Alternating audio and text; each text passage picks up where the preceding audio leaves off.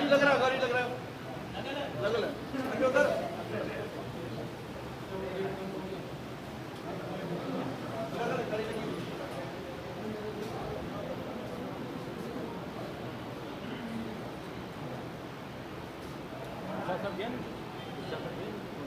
गाड़ी लग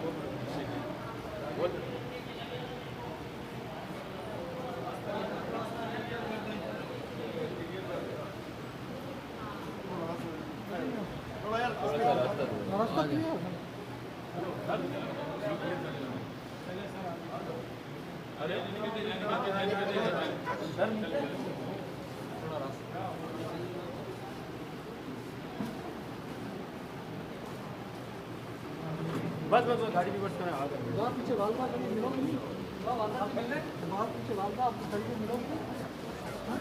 इधर थोड़ा से हम कुछ तब बात करने के लिए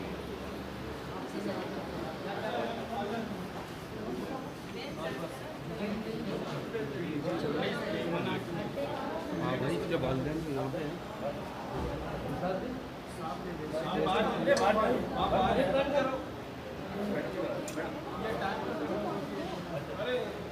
ये मना दें इस वक्त बिस्मिल्लाहिर्रहमानिर्रहीम। अस्सलाम वालेकुम नाज़रीन, मैं हूं साकिब बशीर। दुआ ज़हरा केस से मुतल्लिक बात करेंगे आज। दुआ ज़हरा का जो मेडिकल बोर्ड था उसने 15 से 16 साल उम्र जो है वो बताई है, और जो जिब्रान नासिर हैं दुआ ज़हरा के वालिद के वकील, उनके बकौल जो उम्र है वो 15 साल के करीब है। और वो उनका ये कहना है कि जो 14 साल उम्र जो बताई थी, बल्कि वो ये कहते हैं कि 16 अप्रैल को जब लापता हुई थी जो दुआ ज़हरा, तो उसके वक़्त उसकी उम्र 13 साल और 11 माह या कुछ दिन जो है वो थी। अब आज जो मेडिकल बोर्ड की रिपोर्ट आई है उसके बाद दुआ ज़हरा के जो वालिद हैं उनके वकील जिब्रान नासिर और मेहदी अली काज़मी, उन्होंने प्रेस कॉन्फ्रेंस भी की है। और इसके अलावा जो मेहदी काज़मी हैं उनकी जानिब से गुफ्तगू भी सामने आई है। बड़ा मुतालबा भी किया गया है जो ज़हीर है उससे, और इसके अलावा जो यूट्यूबर जिन्होंने इस गैर मुताद जो है वो तरीके से इसमें जो वीडियोस बनाई, इंटरव्यूज किए, उनके हवाले से भी जिब्रान नासिर ने कुछ बातें की हैं और बड़ी इंपॉर्टेंट हैं, और आइंदा जो केस है उसमें डिटरमिन करेगा। और ज़हीर से क्या मुतालबा किया है वो भी मैं आपको बताऊंगा। जिब्रान नासिर और मेहदी काज़मी वो क्या कहते हैं, क्या उनका मौक़िफ़ क्या है और उनका मुतालबा क्या है, इससे मुतल्लिक जो है वो आज हम बात करेंगे। एक तो जो कंट्राडिक्शंस थी वो भी सामने लाए। जो जिब्रान नासिर हैं उन्होंने ये कहा कि एक तरफ ये कहा गया बच्ची की उम्र 17 साल है, फिर ये कहा गया 18 साल है। इसके अलावा उन्होंने ये कहा कि आज जो मेडिकल बोर्ड का जो रिपोर्ट आई है, हाई पावर मेडिकल बोर्ड की, वो पुलिस के लिए, प्रोसिक्यूशन के लिए, अदालतों के लिए और वालिदैन और मीडिया सब के लिए एक पैगाम है कि ये जो बच्चों के हवाले से, चाइल्ड मैरिज के हवाले से जो मामला है, जो पहले जो रिपोर्ट मुरतब की गई थी और अब जो हाई पावर मेडिकल बोर्ड था, इस किस्म की जो मेडिकल बोर्ड की रिपोर्ट आने के बाद अब जो उन्होंने कहा है कि जो ज़हीर की फैमिली है, जो ज़हीर है, उसको बाकायदा तौर पर माफ़ी मांगनी चाहिए इस एक्ट पर। और उनकी जानिब से ये भी कहा गया कि ये जो मामला है, जो चाइल्ड मैरिज है एक, तो दूसरा सेक्सुअल अब्यूज़ जो रेप के हवाले से भी उन्होंने कहा, और तीसरा जो है वो अगवा की दफात जो है वो लगती हैं इस केस में। उनका ये कहना है कि अब हम कोर्ट में जाएंगे, ट्रायल कोर्ट में जाएंगे ये मामला लेकर और ट्रायल कोर्ट के सामने रखेंगे।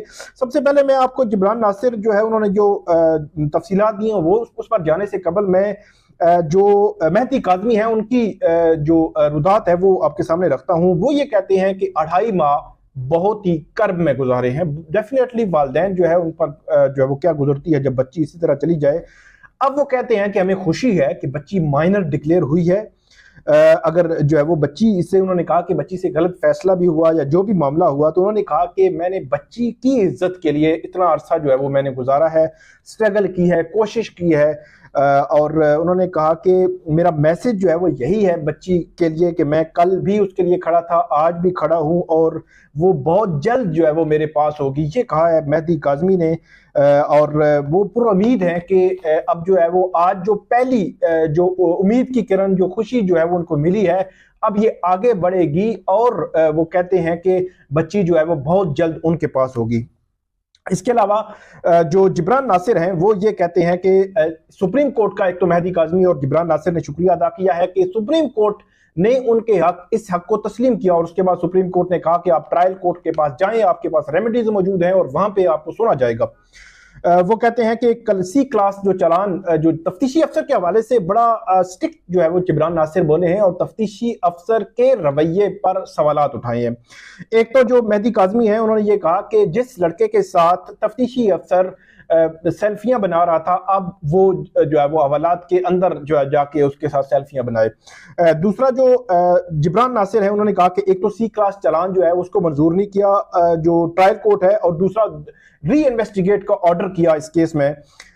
उसके अलावा उन्होंने ये भी कहा कि कमसिन बच्ची के जो बयानात हैं, कमसिन बच्ची के बयानात पर हर चीज जो है वो रिलाई की गई। उन्होंने कहा कि सिंध हाई कोर्ट का पूरा फैसला बच्ची के बयानात पर है, पूरी इन्वेस्टिगेशन बच्ची के बयानात पर है, पूरे जो पूरी जो फैक्ट्स रखे गए वो सारे बच्ची के बयानात पर हैं। उनका ये मानना है कि कमसिन बच्ची के कंधों पर इतना बोझ डाला गया, वो कैसे डाला गया, क्यों। फिर इंटरव्यूज के वाले भी उन्होंने बात की। उन्होंने ये कहा कि जो मुख्तलिफ एक्सपर्ट्स बैठते हैं, तरीकाकार ये है, कानून में तरीकाकार ये है कि मुख्तलिफ एक्सपर्ट्स बैठते हैं, वो बैठकर फैसला करते हैं कि जो उम्र का डिटरमिन होना है, तयन होना है, वो कैसे होना है, क्या होगा। इसके अलावा उन्होंने ये भी कहा कि जो बच्ची को थ्रेट्स भी हो सकते हैं, बार बार इंटरव्यूज में हो सकता है इंटरव्यू से पहले बताया गया हो ये बात करनी है, ये नहीं करनी, इस तरह करना है, इस तरह नहीं करना। उनके बकौल उन्होंने ये कहा कि हम बहुत सारे केसेस करते भी हैं जिन केसेस में बच्चियों इस तरह बयान देती हैं, लेकिन बाद में पता चलता है कि बिहाइंड द सीन स्टोरी और थी, और वो ये समझते हैं कि आज भी इसके जो बिहाइंड द सीन स्टोरी है वो मुख्तलिफ है। इसके अलावा इस केस में जो उन्होंने जो फेडरल शरीयत कोर्ट है उसके भी हवाले दिए। फेडरल शरीयत कोर्ट ने क्या कहा, फेडरल शरीयत कोर्ट क्या समझती है, और जो लोग एतराज करते हैं। अच्छा, उन्होंने ये भी कहा कि जो सिंध हाई कोर्ट ने ये तय बताया था या उसके सामने जो मेडिकल रिपोर्ट आई थी उससे मुतालिक वो रिव्यू में भी जा सकते हैं। खासतौर पर उन्होंने जो इन्वेस्टिगेशन है, अदालतों का जो रवैया है, उस पर उन्होंने कहा कि इसमें बाकायदा तौर पर एक प्रोसीजर भी होना चाहिए, और उन्होंने ये भी कहा कि इसमें ट्रेनिंग्स का जो ट्रेनिंग्स का वो मामला है, उन्होंने कहा कि हम हाई कोर्ट के सामने पेश होते हैं, अदालतों के सामने पेश होते रहते हैं, कुछ भी हो सकता है, इसमें बेहतरी की गुंजाइश बहरहाल होती है। इसके अलावा उन्होंने ये भी कहा कि जो शेल्टर होम के हवाले से बात की गई तो उन्होंने कहा कि माँ बाप सबसे बड़ा शेल्टर होम है, और उन्होंने माजी की मिसाल दी कि सिंध हाई कोर्ट में जो केस था वहां पे शेल्टर होम में जो काउंसिल थी वो जो दूसरी साइड थे मुलजम थे, उनकी जो है वो वकील बनी हुई थी। तो ये बड़ा सवालिया निशान उन्होंने उठाया कि शेल्टर होम को भी देखना चाहिए कि उनकी जो लीगल टीम है, जो लीगल देखने वाले, कानून देखने वाले लोग हैं, वो क्या सोच रहे हैं, क्या कर रहे हैं इस हवाले से। इसके अलावा उन्होंने ये भी कहा कि जो अब बच्ची है वो बुनियादी तौर पर इस मेडिकल बोर्ड के बाद जो उनके पास रखना, उनके पास जो है वो नहीं रह सकती। लेकिन अल्टीमेटली उन्होंने कहा कि हमने ट्रायल कोर्ट के पास जाना है, ट्रायल कोर्ट ने इसका फैसला करना है, ट्रायल कोर्ट को हम असिस्ट करेंगे, ट्रायल कोर्ट को हम बताएंगे कि ये केस जो है वो किस तरह उनकी फेवर में जाता है। तो ये आज की जो प्रेस कॉन्फ्रेंस थी जो मेडिकल बोर्ड के बाद डेफिनेटली आई है, सामने आई है, जो इसमें जो मेहदी काज़मी है और जो है दूसरा जिब्रान नासिर, उनकी जानिब से बड़े अहम सवालात भी थे, बहुत सारी अहम चीज़ें थी। खास तौर पर उन्होंने जो यूट्यूबर्स जो गैर मुताद इंटरव्यूज़ किए गए, गैर मुताद तरीके से उसको पेश किया गया, फिर अगवा के मामले को उन्होंने कहा छुपाने की कोशिश की गई, तो उन्होंने कहा कि डेफिनेटली जो है वो रिपोर्टिंग होनी चाहिए, लेकिन ये है कि इस तरह की चीजें नहीं होनी चाहिए।